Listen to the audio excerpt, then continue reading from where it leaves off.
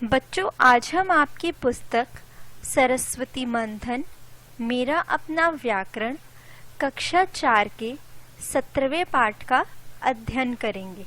हमारा 17वां पाठ है अनेक शब्दों के लिए एक शब्द। इसको अंग्रेजी में वन वर्ड सब्स्टिट्यूशन कहते हैं। अपनी बात कहने के लिए कम शब्दों का प्रयोग करना भी एक कला है। भाषा को सरल व प्रभावशील बनाने के लिए अनेक शब्दों के लिए एक शब्द का प्रयोग किया जाता है। इससे बात आसानी से समझ आ जाती है। इन चित्रों को देखें।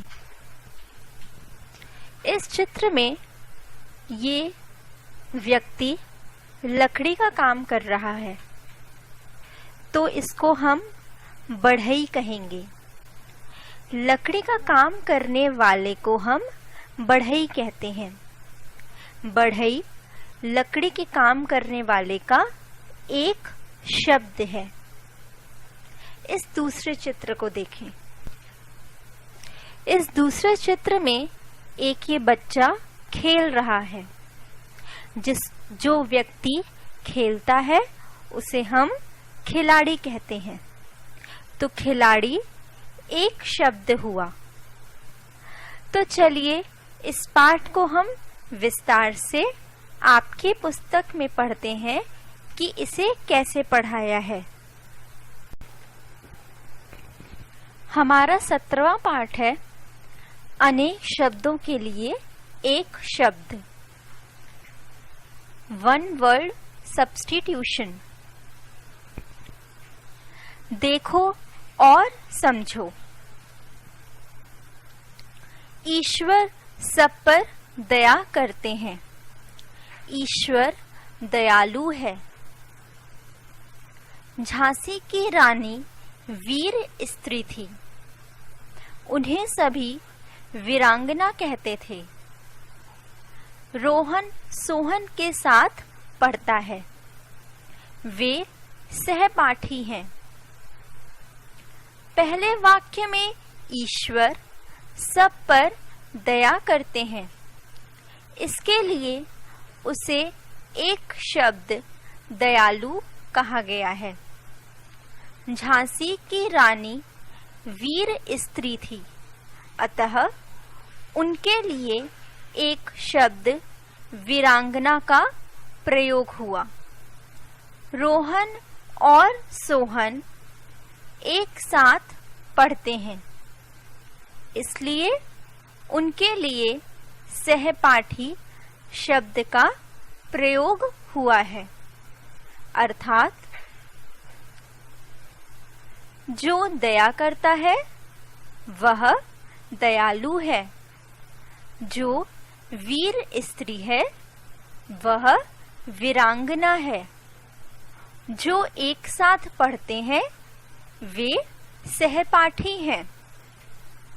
अतः दयालु, वीरांगना, सहपाठी शब्द अनेक शब्दों के लिए एक शब्द के रूप में आए हैं। भाषा को सरल, सुंदर और प्रभावशील बनाने के लिए कई शब्दों या वाक्यांशों के स्थान पर एक शब्द का प्रयोग किया जाता है। इन्हें अनेक शब्दों के लिए एक शब्द कहते हैं। इन शब्दों के प्रयोग से भाषा संक्षिप्त, सुंदर व सजीव हो जाती है। नीचे कुछ ऐसे ही शब्द दिए गए हैं, उन्हें पढ़ो और अभ्यास करो। समय से संबंधित अनेक शब्द। पहला 100 वर्षों का समय। इसके लिए एक शब्द प्रयोग किया गया है, शताब्दी। दूसरा, सप्ताह में एक बार होने वाला, साप्ताहिक। तीसरा, वर्ष में एक बार होने वाला, वार्षिक। चौथा, महीने में एक बार होने वाला, मासिक। पांचवा, 15 दिन में एक बार होने वाला, पाक्षिक। छठा, प्रतिदिन होने वाला, दैनिक। सातवां, साल में 2 बार होने वाला, अर्धवार्षिक। व्यवसाय से संबंधित। पहला, जो गुप्त बातों का पता लगाता हो, गुप्तचर। दूसरा, जो चित्र बनाता हो, चित्रकार। तीसरा, तीर चलाने वाला, तीरंदाज। चौथा, सोने चांदी के गहने बनाने वाला, सुनार। पांचवा, खेलने वाला, खिलाड़ी। छठा, लोहे का काम करने वाला, लुहार। सातवां, लकड़ी का काम करने वाला, बढ़ई। प्रकृति से संबंधित। पहला, जो पालन करता है, पालक। जो मीठा बोलता है, मृदभाषी। तीसरा, जिसकी उपमा ना की जाए, अनुपम। चौथा, जो कभी बूढ़ा ना हो, अजर। पांचवा, जिसका कोई आकार ना हो, निराकार। छठा, सब कुछ जानने वाला, सर्वज्ञ। सातवां, आकाश को चूमने वाला, गगनचुंबी। विविधि, अलग अलग। पहला, विद्या की चाह रखने वाला, विद्यार्थी। दूसरा, हवा में उड़ने वाला यान, वायुयान। तीसरा, जो अपने देश में बना हो, स्वदेशी। चौथा, चारों तरफ चक्कर काटना, परिक्रमा। पांचवा, पीछे पीछे चलने वाला, अनुगामी। छठा, जो विदेश में रहता हो, विदेशी। सातवां, साफ साफ बोलने वाला, स्पष्ट वक्ता, समूहवाची शब्द।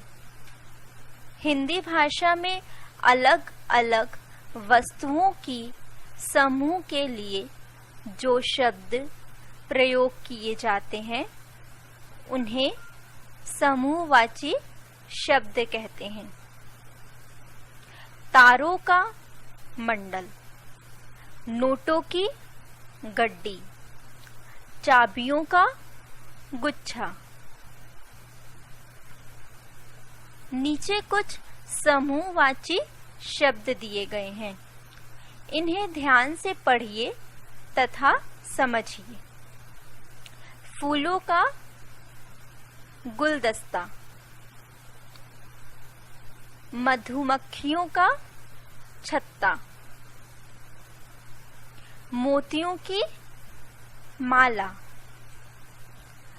कपड़ों लकड़ियों का गट्ठर, पर्वतों की श्रृंखला या माला, लताओं का कुंज, भक्तों या गायकों की मंडली, लोगों की भीड़। हमने सीखा भाषा को प्रभावपूर्ण बनाने के लिए संक्षिप्त रूप का प्रयोग कर दिया जाता है। वाक्यांशों के स्थान पर प्रयोग होने वाले कई शब्दों के स्थान पर एक शब्द अनेक शब्दों के लिए एक शब्द कहलाते हैं। अभ्यास।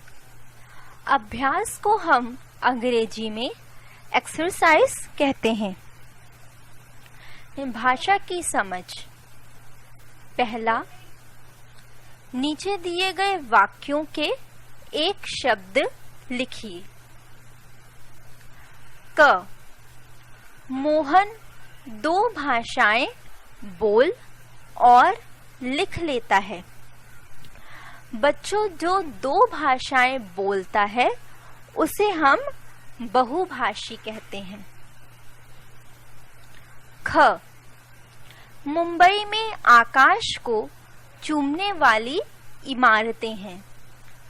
जो चीज आसमान को चूमती है उसे हम गगन चुंबी कहते हैं। ग, रोहन बहुत ही मीठा बोलता है। जो व्यक्ति बच्चों बहुत मीठा बोलता है उसे हम मृदभाषी कहते हैं। घ, ईश्वर सब कुछ जानने वाले हैं।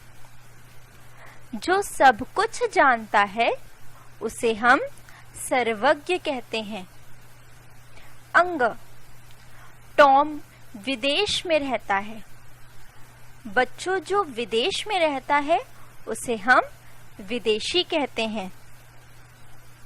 दूसरा, नीचे दिए गए एक शब्द के लिए अनेक शब्द लिखिए। क, अजर। अजर के लिए अजर का अनेक शब्द होगा जो कभी बूढ़ा ना हो। ख, साक्षर। साक्षर के लिए अनेक शब्द है जो लिखना जानता हो। ग, शताब्दी। शताब्दी के लिए अनेक शब्द है 100 वर्षों का समय। घ, गुप्तचर।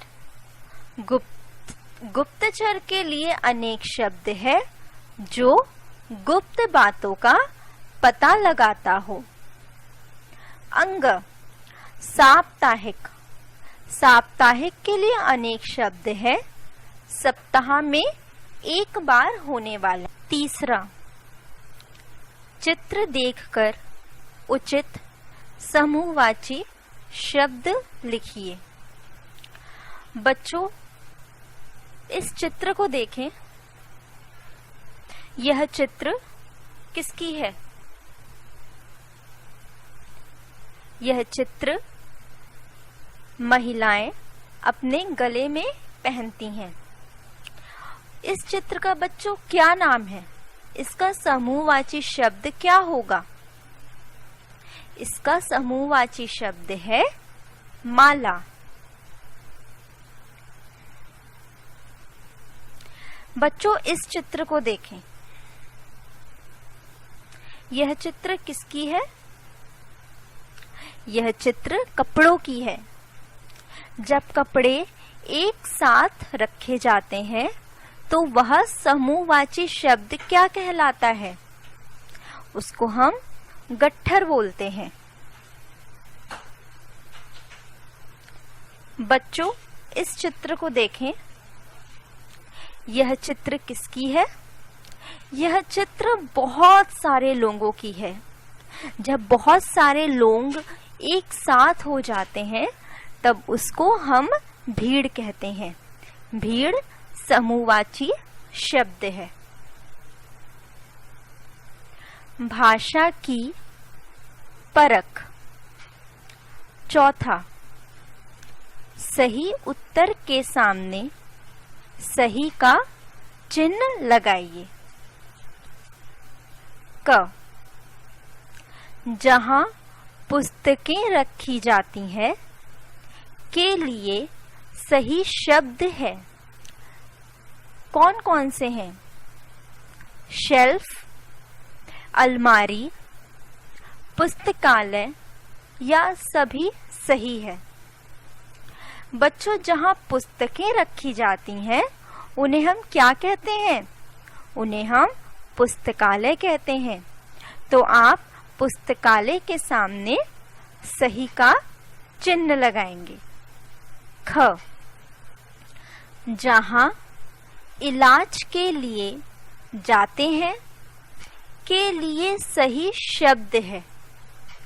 बच्चों, जहाँ इलाज के लिए जाते हैं वो क्या होता है? विद्यालय, सचिवालय, अस्पताल या देवालय। जहाँ इलाज के लिए जाते हैं वह अस्पताल होता है। तो आप अस्पताल के सामने सही का चिन्ह लगाएंगे। ग, परोपकारी उसे कहते हैं जो, बच्चों परोपकारी किसे कहते हैं? जो चित्र बनाता है, जो दूसरों की भलाई करता है, जो आगे की बात जान लेता है, या ये सही? बच्चों, परोपकारी उसे कहते हैं जो दूसरों की भलाई करता है। आप इसके सामने सही का चिन्ह लगाएंगे। घ, जो मीठा बोलता है उसे कहते हैं।